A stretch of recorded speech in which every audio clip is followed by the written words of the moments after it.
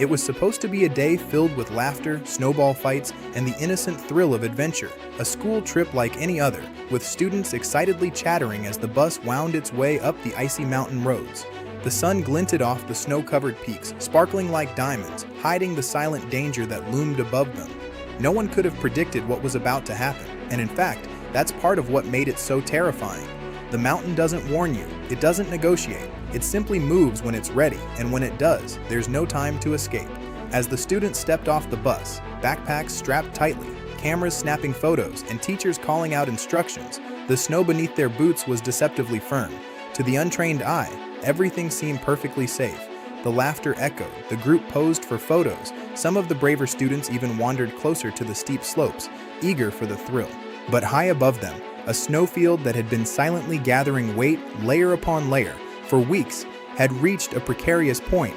A single small trigger, a careless step, a crack, or even the subtle warming of the sun would be enough to send thousands of tons of snow hurtling downhill, and that trigger came sooner than anyone could imagine. At first, it was a faint, almost inaudible sound, a soft rumble, like distant thunder or the shifting of ice. Teachers paused, instinctively looking up, trying to locate the source. Students laughed nervously, thinking it was just another echo in the mountains. But then it grew louder, more insistent, a deep, rolling roar that seemed to shake the very ground beneath their feet. And suddenly, without warning, the avalanche began. Snow exploded from the mountainside in a blinding wall of white, moving faster than the human eye could track, swallowing everything in its path. Panic erupted instantly. Shouts mixed with screams as the students and teachers tried to run, but the snow was relentless, and in moments, it was upon them. Those who had seconds to react scrambled for the nearest trees, rocks, anything that might provide a grip, but the sheer force of the avalanche pulled at everything, sweeping away backpacks, boots, and bodies alike. The cold was immediate, intense, suffocating. The air filled with a mixture of powdery snow and ice particles, and every inhalation was a battle. Visibility dropped to almost zero. The world became a chaotic blur of white. Time itself seemed to distort. Minutes felt like hours, and yet in reality, the entire event lasted less than a few terrifying moments. Some students were thrown clear, tumbling down the slope, their screams echoing as they desperately tried to claw their way out. Others were buried instantly, swallowed alive beneath the compacting snow, fighting a battle they could barely even begin to comprehend.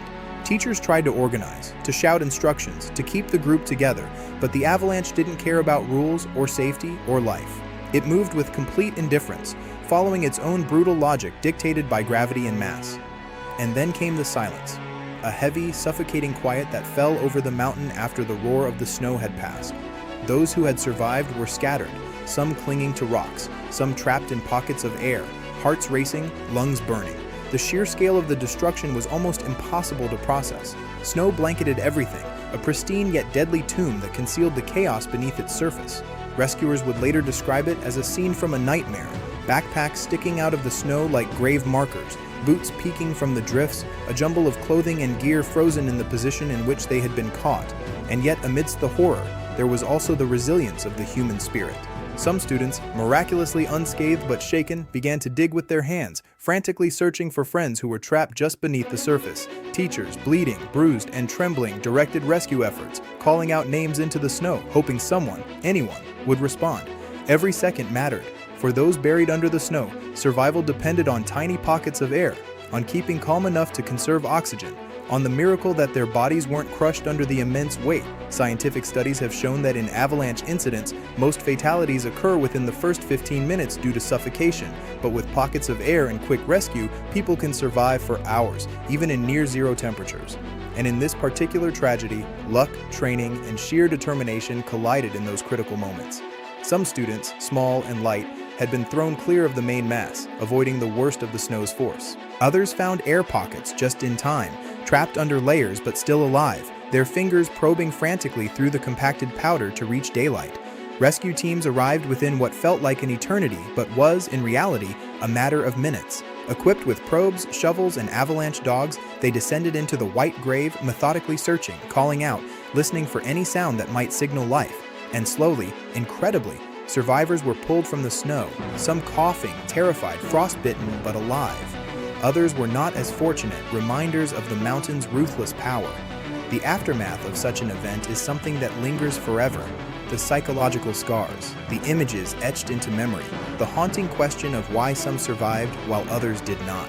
Survivors often recount that the experience changes their perception of life itself, the fragility of existence, the fine line between ordinary adventure and disaster, and the understanding that nature is both beautiful and merciless. And yet, even in the tragedy, there's a lesson about preparation, vigilance, and respect for the elements. Avalanches are not unpredictable. They follow the laws of physics, triggered by specific conditions: heavy snowfall, weak layers of snow, steep slopes, and sudden warming. Awareness, proper equipment, and emergency training can make the difference between life and death. In this incident, the combination of sheer luck, quick thinking, and immediate response saved many lives, but it also serves as a chilling reminder that even ordinary school trips can turn into life-threatening situations within seconds. The mountain does not negotiate, it does not wait, and it does not discriminate. And perhaps the most haunting memory from that day is the silence that followed.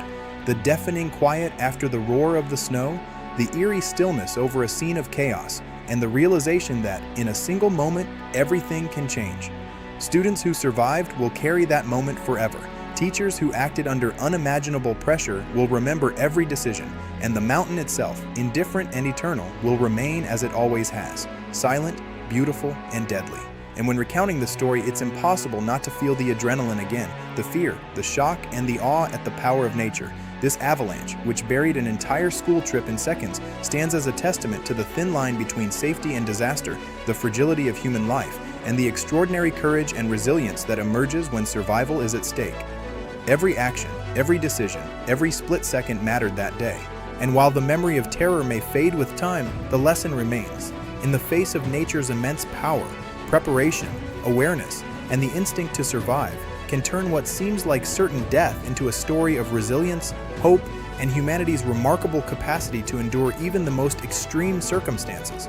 And as you imagine that mountain, the frozen slope, the avalanche descending with unstoppable force, think of the students frozen in terror, the teachers screaming names, the desperate hands clawing through snow, and remember how fragile yet resilient life can be, and how sometimes survival depends on nothing more than a heartbeat, a handhold, and the will to live.